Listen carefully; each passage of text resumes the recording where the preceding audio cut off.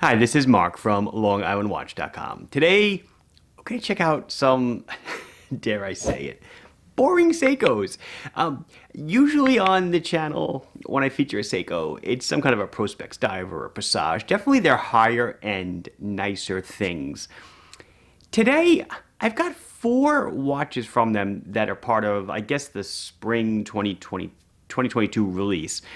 And I just think they're really nice. They're not divers. They're from what they call the Essentials collection, which are your basic everyday watches. I guess I would consider these like watches you'd see in like a mall, like jewelry store. They're just conventional watches, but I think they're really nice. They both come in two sizes. That's why there's four of them. I guess it's conventionally older people would call it his and hers, but today you can call it whatever you want. We'll check them out. My own wrist check. There was an extra Loom Shot Glacier. It was actually a return. I didn't resell it. I took it. I like it. It's kind of nice. I am wearing my Yes watch because, woo, see that flat? See how half the dial is black, half the dial is white? If you're not familiar with how this watch works, I'm pretty sure I did a video on them. They show how much daylight is in the day, how much nighttime is in the night. We're getting to the point where it's a 50-50 split because spring is right around the corner. So I really like that, seeing that the sun's going to be out now for half the day and then away for half the day. So makes me happy. Anyway, let's check out these four boring new Seikos. So four new watches, as I said, two styles. Each one comes in different sizes. 39 millimeter, conventionally for the man, and 29 millimeter, conventionally for the women. But again, whatever you want to do, you're a guy, you want to rock this, you're more than welcome to. And you're a lady, you want to rock this, you're more than welcome to. Champagne dials, white dials, gold case, silver case. Really nice watches. I say boring, but I only say boring because they don't fit into my mold of super nice dress watches or, real professional dive watches that Seiko is really known, at least on my channel, for putting out.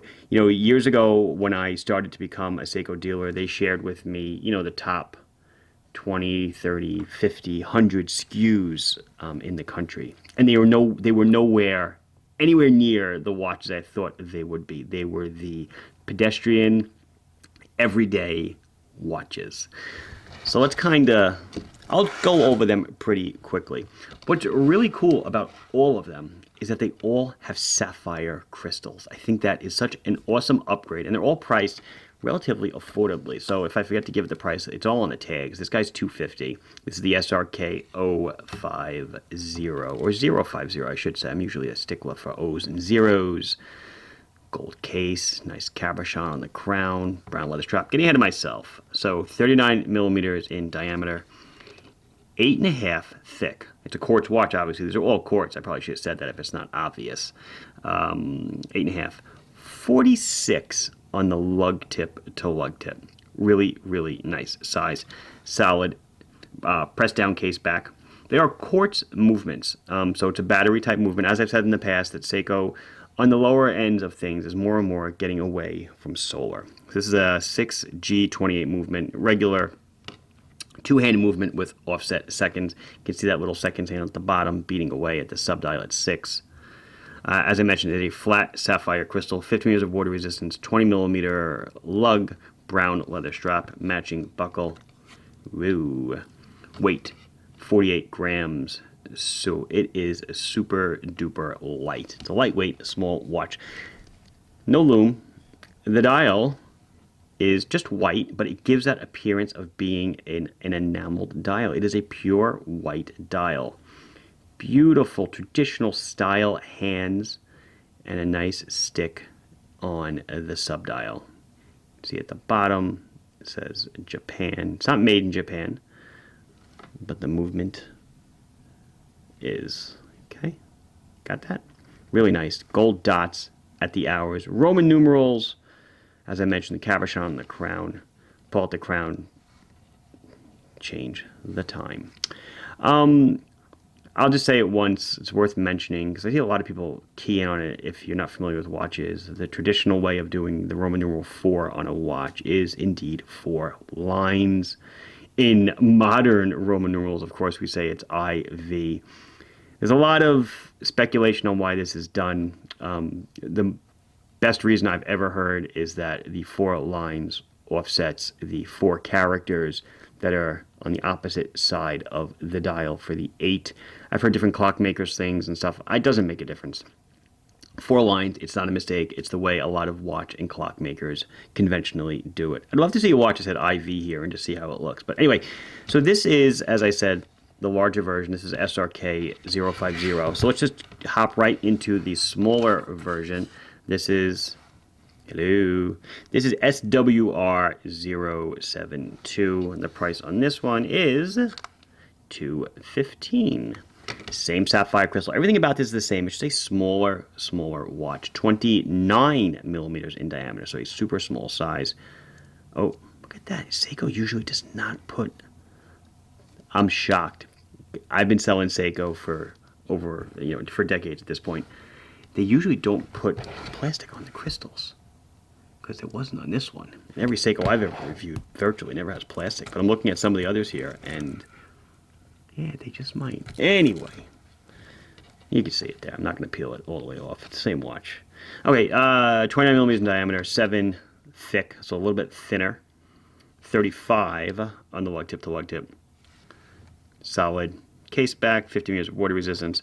A 14 millimeter strap, so you're going to have trouble finding straps from your conventional strap sellers. You probably have to go to some different places. I certainly don't sell 14s. 25 grams. Unbelievable, super light. Let's get into what I consider to be the more exciting watches. We're going to fly into the SRK 047. Seiko Essentials 39 millimeter dress watch with champagne dial. That's what I'm calling it, at least. Price $260. 50 meters of water resistance, 5 bar, 5 atmospheres. Call it what you want. Still rocking the sapphire crystal. Nice. But yet no protection on it. I can't figure this one out. The larger ones don't have stickers. The smaller ones both do, but they're all sapphire. Go figure. Another notch in the belt of unknown things that Seiko likes to do. 39 millimeters in diameter, still 8.5 thick, 46 on the lug tip to lug tip. You hear it. It's the same case as the one I just showed you. Push-pull crown with the cabochon. Press fit back, 50 meters of water resistance, 20 millimeter lug, beautiful folded, excuse me, let's say it again, multi-link bracelet, okay, folded end links, solid links themselves though. I believe it's just normal pins, not pins and collars. I don't know, I have to take it apart to check. I'm not doing that right now. It is a push button clasp, but no micro adjust. Kind of lackluster, but at least it is female, negative, call it what you want. End links. Nice looking. I love the dial on this. A weight to 106 grams, because it's not a bracelet. It's a little bit heavier. The dial is beautiful. So the same style hands, but against that kind of sunburst champagne dial. Oh man, it looks really nice, doesn't it? Little accent markers on the hours. Beautiful, beautiful, beautiful. So this is the bigger version. Let's flip our notes and go on to the smaller version. Notice that the smaller versions of both watches don't have the sub-seconds of the 6. So there's a regular two-handed movement, hours and minutes. Size, just like before, 29 millimeters, 7 thick, 35 lug tip to lug tip, 14 millimeter bracelet, 51 grams on this bracelet. Looks really nice, classic, simple, nice. Just a nice watch, right? Really can't say anything bad about it other than it's not a diver and it's not one of their super duper presage dress watches. So let's I guess I'll try them. I guess I'll try 2 of them on and we'll see how I rock them. So here I am, straight out of the 60s. Just kidding. 29 millimeter, right? It's actually just a little bit smaller than men's watches used to be. So this is the 29 millimeter,